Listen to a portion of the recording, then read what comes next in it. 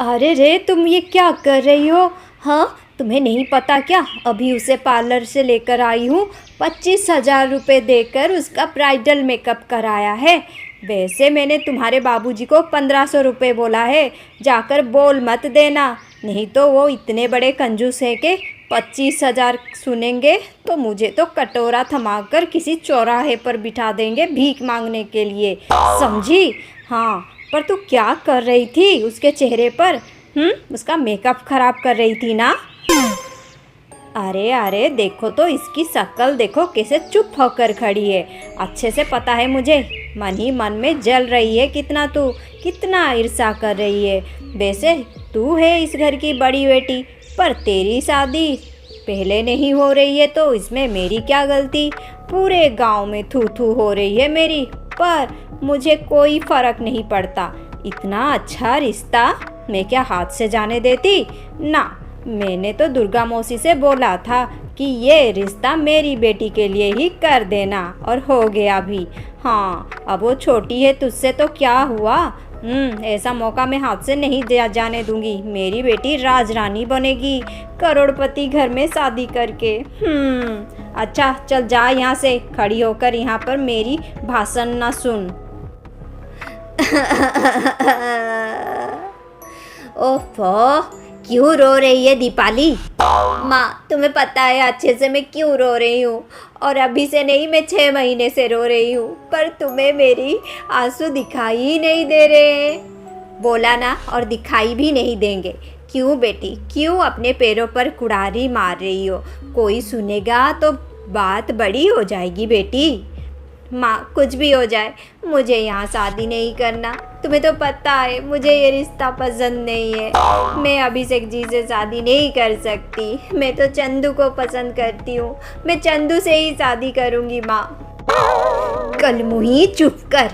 कोई सुनेगा अगर लड़के वालों के कानों में ये बात चली गई तो क्या होगा? शादी ही रुक जाएगी।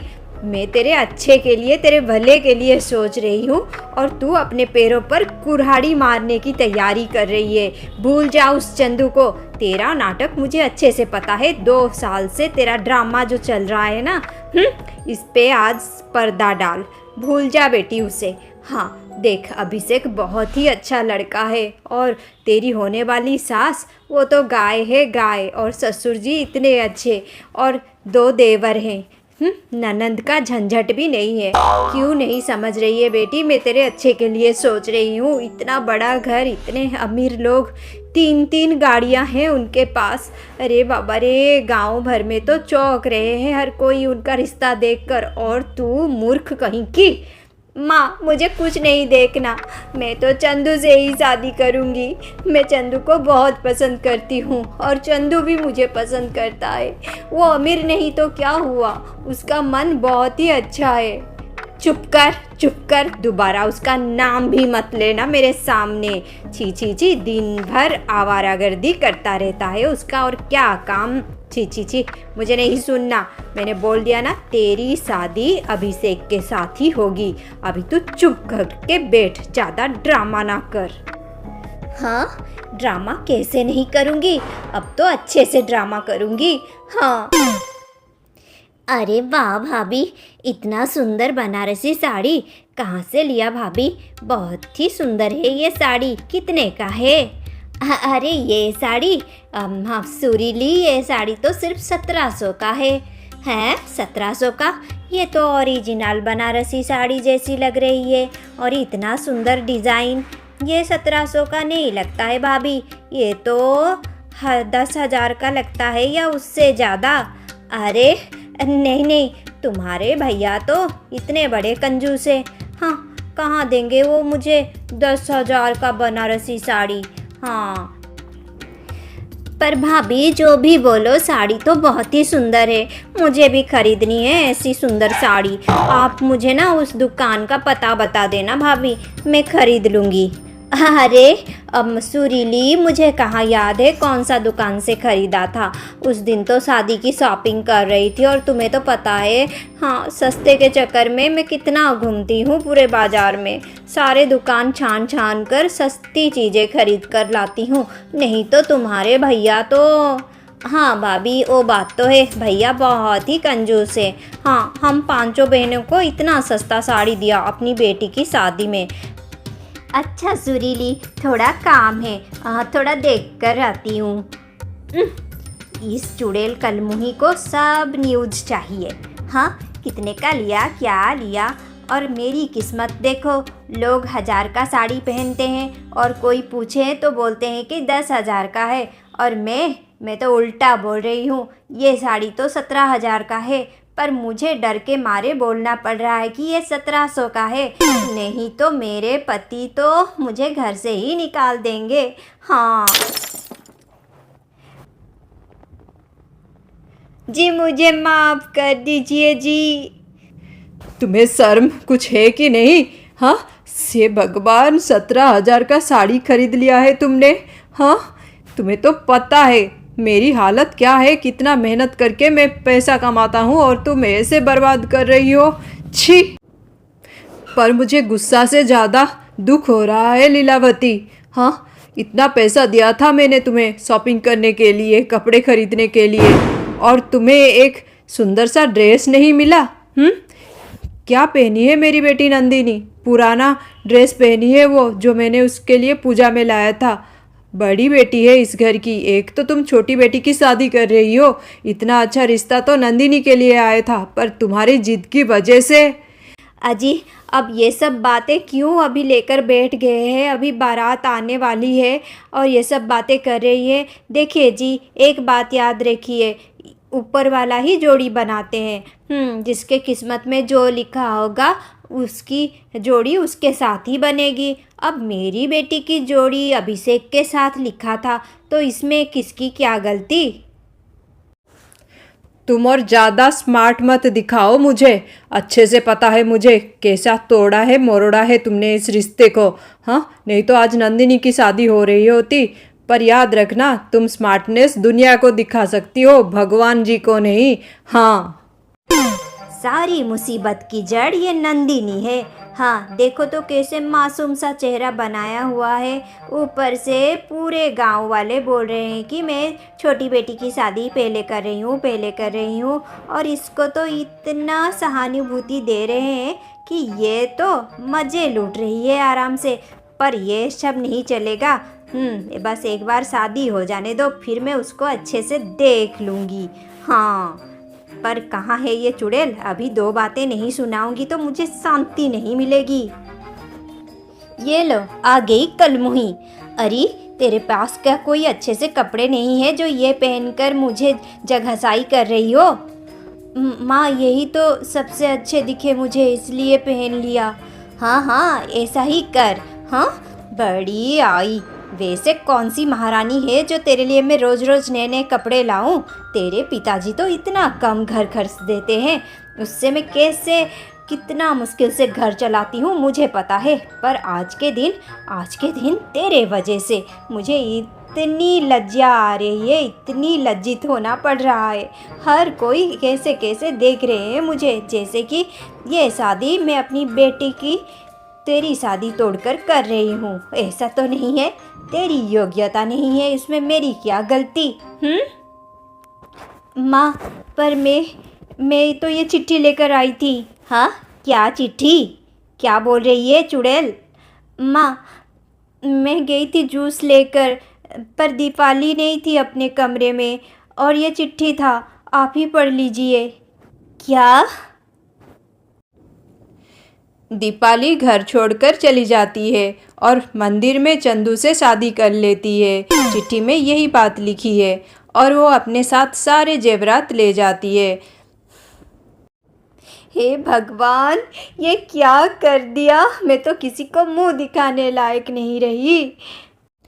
फिर कुछ देर बाद सबको पता लग जाता है कि दीपाली घर छोड़कर भाग गई है और चंदू से शादी कर लिया है। और जब बारात आता है तो अभिषेक और उसके माता पिता बहुत ही लज्जित हो जाते हैं और चंद्रकांत उन्हें से माफ़ी मांगने लगता है। कुछ देर बाद चंद्रकांत अभिषेक के माता पिता और परिवार से बातें करके अपने कमरे में आता है। बेटी नंदिनी, अब तुम्हारे हाथों में ही सब कुछ है बेटी। अगर तुम हाँ कहोगी तभी मैं आगे बढ़ूँगा, नहीं तो नहीं। हाँ, दीपाली ने तो मेरा सर शर्म से झुका दिया। उसे अगर शादी नहीं करना था तो पहले से बोलना था। जी उसने बोला था मुझे। तो तुम्हारे मुंह में क्या दही जमा था? बोलना चाहिए था ना। आज पूरे गांव के सामने मैं सर झुका के खड़ा हूँ, किसी से नज़र नहीं मिला पा रहा हूँ तुम्हारी वजह से। छी, पता नहीं कैसे परवरिश किए हो तुम अपनी बेटी की। पर छोड़ो, ये कोई वक्त नहीं है ये सब बातें करने की। मुझे अभिषेक के माता पिता ने बोला कि वो लोग ने निर्णय लिया है कि अगर नंदिनी चाहे तो वो लोग अभिषेक और नंदिनी की शादी करना चाहते हैं। नंदिनी बेटी, अगर तुम इस रिश्ते से खुश हो तो बेटी तुम्हारी शादी मैं अभिषेक से करना चाहूँगा। अगर तुम ना बोलती हो तो मैं तुम्हें बाध्य नहीं करूँगा बेटी। फिर नंदिनी अपनी स्वीकृति देती है और उस दिन धूमधाम से अभिषेक और नंदिनी की शादी हो जाती है और लीलावती को अपने कर्म का फल मिल जाता है। सच में लीलावती, जोड़ियाँ तो ऊपर वाला ही बनाता है। दूसरी कहानी है नहीं पढ़ेगी सौतेली बेटी। फ्रेंड्स, दोनों स्टोरी में से जो भी आपको अच्छा लगे तो कमेंट पे फर्स्ट या सेकंड लिख दीजिए, बहुत अच्छा लगेगा हमें। थैंक्स। सोना और मोना दोनों बहनें थी, पर सौतेली बहनें। माँ, मुझे कुछ पैसे चाहिए, कुछ 5,000। अरे बिटिया, 5,000 क्या करोगी? क्या खरीदना है? माँ, 5,000 में क्या ही खरीदूँ? मेरे फ्रेंड्स तो ब्रांडेड फ़ोन पकड़ते हैं, कपड़े भी ब्रांडेड पहनते हैं जो 10,000 से शुरू होती है उनकी कीमत, और मैं तो सस्ते मार्केट की ये वाले कपड़े पहनकर कॉलेज जाती हूँ। वो तो मैं थोड़ा अच्छा पढ़ती हूँ इसीलिए हर कोई मुझसे फ्रेंडशिप करता है, नहीं तो कोई मुझसे बात भी ना करता। अरे बेटी, तुम्हें तो पता है ना। और घर खर्च के लिए मुझे इतनी परेशानी हो रही है, नहीं तो मैं तुझे छुपा के दे देती। वैसे तुम्हारे पिताजी तो तुम्हें देते हैं ना हर महीने पॉकेट मनी? माँ, बाबूजी हर महीने 2,000 रुपये देते हैं मुझे पॉकेट मनी। उससे क्या होता है? कुछ नहीं होता आजकल। हाँ माँ, मुझे 5,000 रुपये चाहिए। मेरे सारे फ्रेंड्स मुझे इतना पार्टी देते हैं, ट्रीट देते हैं, मैं कुछ भी नहीं देती हूँ उन्हें, अच्छा नहीं लगता। सोच रही हूँ उन्हें कुछ ट्रीट दे दूँ। अरे बिटिया, ये ट्रीट क्या होता है? बहुत महंगा होता है क्या? अम्मा, ट्रीट मतलब मैं उन्हें खाने पर कहीं ले जाऊं, अच्छा नहीं लगता ना। मेरी सारी सहेलियां अमीर हैं। अरे बेटी, मैं क्या करूं, तुम ही बोलो। हाँ, इतनी बार तो तुम्हारे पापा को बोल चुकी हूँ कि उस चुड़ैल की पढ़ाई रोक दीजिए। बेकार में पढ़ाते हैं उस चुड़ैल को, क्या ही कर लेगी वो। हाँ, उसके ऊपर भी पैसा खर्च होता है। अगर वो कॉलेज ना जाती तो थोड़ा पैसा बच जाते, तेरा पॉकेट मनी बढ़ जाता। माँ, मुझे वो सब नहीं पता, मुझे 5,000 रुपये चाहिए। आप कैसे भी करके इस संडे तक मुझे दीजिए ना। अच्छा ठीक है, मैं तेरे पापा से बात करती हूँ आज ही। मेरे पास 5 रुपये मिलेंगे कि नहीं उसका मुझे शक है, और तुम्हें 5,000 रुपये चाहिए। वैसे सुनो तो ज़रा, क्या करोगी तुम 5,000 रुपये का? अभी तो घर खर्च के लिए पैसे दिए थे ना। आप ज़्यादा ना बोलिए जी, ऐसे बोल रहे हैं जैसे लाख लाख रुपए लाकर मेरे हाथों में रख देते हैं घर खर्च के लिए। हाँ, कितनी मुश्किल से तो कितना बचा के कितना एडजस्ट करके मैं घर खर्च संभालती हूँ, ऊपर से इतने ताने सुनाते हैं आप जैसे मैं आपके पैसे खा ही जाती हूँ। हाँ, इतनी बार तो बोल चुकी हूँ कि आपकी चहीती बेटी की पढ़ाई रोक दीजिए, क्या ही कर लेगी वो। हाँ, इतना तो पढ़ लिया ना, और क्या पढ़ेगी मुझे समझ में नहीं आता। बीए भी कर लिया और अभी क्या एमए कर रही है, और क्या करेगी? कुछ ही दिन बाद तो शादी हो जाएगी उसकी। हाँ, अरे मैं तो पढ़ाऊँगा अपनी बेटियों को जब तक मेरे घर में है। हाँ, जिस दिन शादी करके जाएंगी तब की बात तब है, पर जब तक वो पढ़ना चाहेंगी मैं उन्हें पढ़ाऊँगा, कैसे भी करके पढ़ाऊँगा, चाहे घर में खाने को कुछ हो या ना हो। हाँ, दाल भात बना दो, वही खा के हम रह लेंगे, पर मेरी बेटियाँ तो पढ़ेंगी। मुझे समझ में नहीं आता। एक बेटी तो पढ़ ही रही है ना, मेरी बेटी मोना इतनी अच्छी है पढ़ाई में। हाँ, तुम्हारी बेटी सोना क्या ही कर लेगी, अच्छे से पता है मुझे। अरे क्या ही कर लेगी क्या, वो भी तो अच्छे से पढ़ती है। पर तुम तो बचपन से ही उसे घर का काम ये वो सब देती हो, उसके बावजूद वो अच्छा ही पढ़ती है। अगर मोना के जैसे तुम सोना को भी ट्यूशन भेजती तो वो भी कमाल करती, समझी। वैसे दोनों ही मेरी बेटियां हैं, ऐसे बातें ना करो, जाओ यहाँ से। अजी, मैंने सुना आप गांव की ज़मीन बेच रहे हैं। हाँ हाँ, बेच रहा हूँ। अजी, तो मैं सोच रही थी, आपको तो पता है मुझे सोने का हार पहनने का कितना शौक है। तुम्हें तो पता है ना जी, जब से शादी करके मैं आई हूँ, अब तो 20 साल से ज़्यादा हो गया है। हाँ, आपको मैं हर बार बेशर्म होकर बोली हूँ कि मुझे सोने का हार पसंद है, मेरे लिए ख़रीद दीजिए। आपने तो अब तक मैं इस बात को ध्यान ही नहीं दिया, पर अब जब ज़मीन बेच ही रहे हैं तो इतना सारा पैसा तो आ जाएगा। मेरे लिए मुझे एक नेकलेस चाहिए 5 तोले का। हाँ, 5 तोले का नेकलेस चाहिए तुम्हें? ज़मीन इसलिए बेच रहा हूँ क्योंकि अच्छे दाम मिल रहे हैं, और 2 बेटियाँ भी तो है, उनकी शादी है, पढ़ाई है, इसलिए। और तुम्हें सोने का हार चाहिए? जी, ऐसा क्या बोल दिया मैंने? हाँ, वैसे भी गरीब घर की हूँ, इसलिए यहाँ पर शादी की। सौतेली घर में शादी करके आ गई, सौतेली बेटी को बड़ा किया, फिर भी लोग मुझे ताने मार रहे हैं कि मैं सौतेली बेटी को अच्छे से नहीं देख रही हूँ। वो तो सच ही बोल रहे हैं, इसमें कौन सी झूठ की बात है।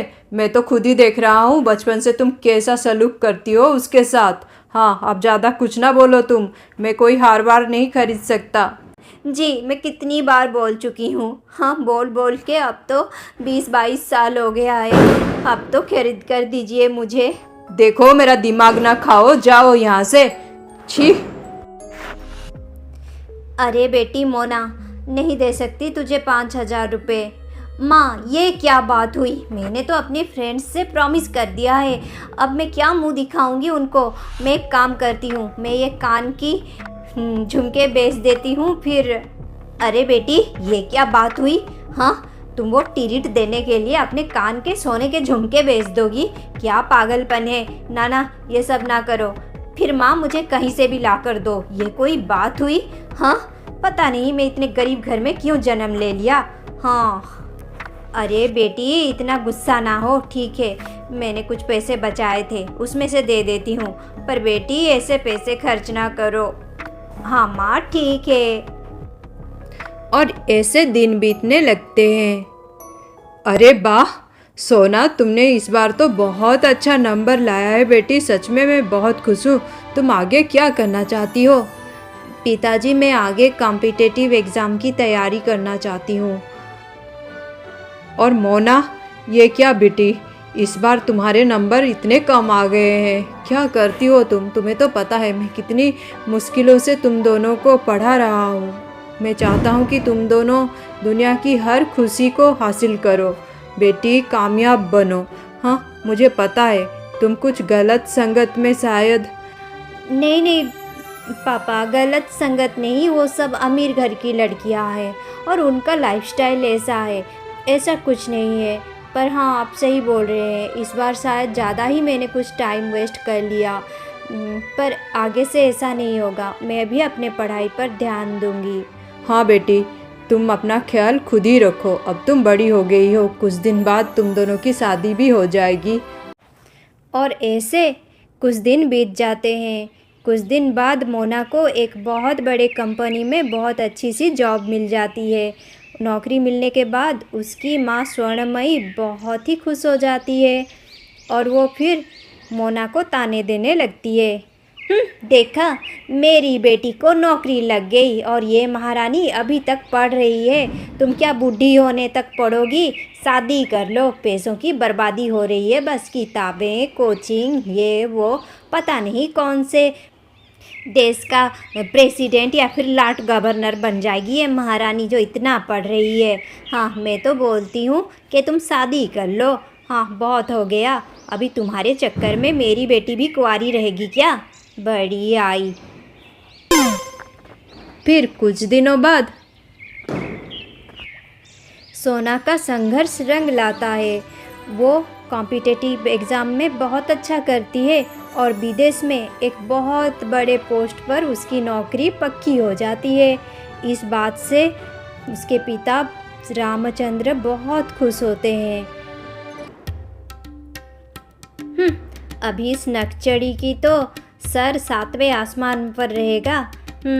इतना बड़ा नौकरी जो लग गया इसका, मेरी बेटी से भी बड़ी नौकरी। हाँ, चुड़ैल कहीं की।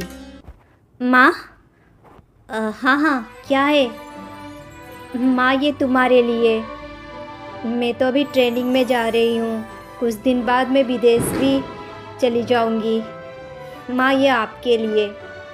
मेरे लिए? क्या है? फिर जब स्वर्णमयी उस बक्से को खोलती है तो वो दंग रह जाती है। बक्से के अंदर एक बेशकीमती और बहुत ही सुंदर सोने का हार होता है। उसे देखकर स्वर्णमयी बिल्कुल ही चकित रह जाती है। उस दिन उसे एहसास होता है, अरे मेरी बेटी मोना, इतने दिन हो गए उसको नौकरी करते हुए, इतनी बड़ी और अच्छी नौकरी कर रही है। अभी तो उसके नौकरी को 6 महीने से ऊपर हो गया है, पर उसने मेरे लिए कभी ऐसा कोई भी गिफ्ट नहीं लाया। पर ये बच्ची, मैं तो इसको पहचान भी नहीं पाई। सच में मैं कितनी बुरी हूँ और सौतेली माँ हूँ। मैंने ये साबित कर दिया मैं अच्छी इंसान नहीं हूँ। मुझे माफ़ कर दो प्रभु, मेरी आंखें आज खुल गई।